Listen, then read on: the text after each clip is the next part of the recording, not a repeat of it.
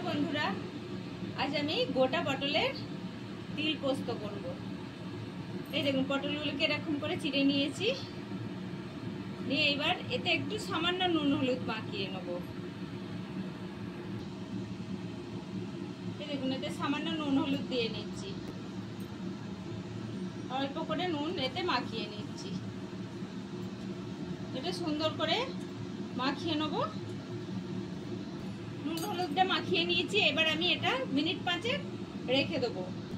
এবার আমি মশলাটা রেডি করে নিয়ে আছি। এই দেখুন, এতে 3টে কাঁচা লঙ্কা দেবো, আর এই দেখুন তিল দেয়া আছে আর পোস্ত।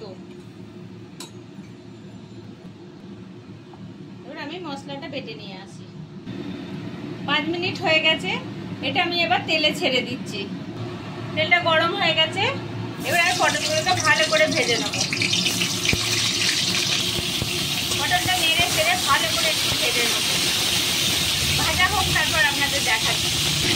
পটলটা আমি একটু গাটা লাল লাল হবে ততটা ভাজবো, দিয়ে পোস্তটা দেবো। এই পটল ভাজার তেলেই আমি একটু কালো তিল ফোড়ন দিয়ে নিচ্ছি, আর একটা কাঁচা লঙ্কা ফাটিয়ে দিয়ে দিলাম।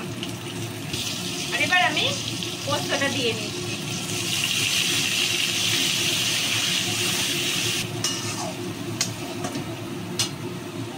হলুদ দেবো না, একটুখানি শুকনো লঙ্কা দিচ্ছি কালারের জন্য খালি। আর টিপেটা ধুয়ে একটু জল দিয়ে নিচ্ছি। এবার এটা মিনিট 5 ফুটবে, তারপরে আমি নামিয়ে নেবো। আর একটুখানি জল দেবো, আর একটুখানি জল দিয়ে নিচ্ছি এতে আমি। এটা এবার মিনিট 5 ফুটবে,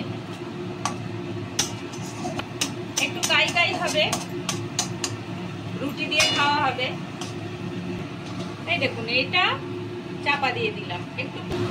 এই দেখুন বন্ধুরা, নুনটা আমি দিতে ভুলে গিয়েছিলাম, পটলে নুন মাখানো আছে, এটা অল্প পরিমাণে নুন দিচ্ছি।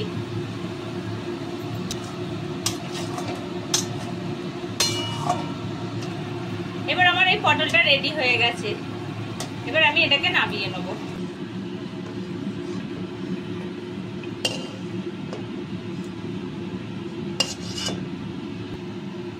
এই দেখুন বন্ধুরা, এরকম তিল পোস্ত যদি আপনাদের দেখতে ভালো লাগে তাহলে তৈরি করে দেখবেন। রুটি দিয়েও খেতে খুব সুন্দর লাগে, ভাত দিয়েও খেতে খুব ভালো লাগে। আর যদি দেখতে ভালো লাগে তাহলে একটা লাইক করবেন, শেয়ার করবেন, কমেন্ট করবেন, আর সবাই মিলে সাবস্ক্রাইব করবেন।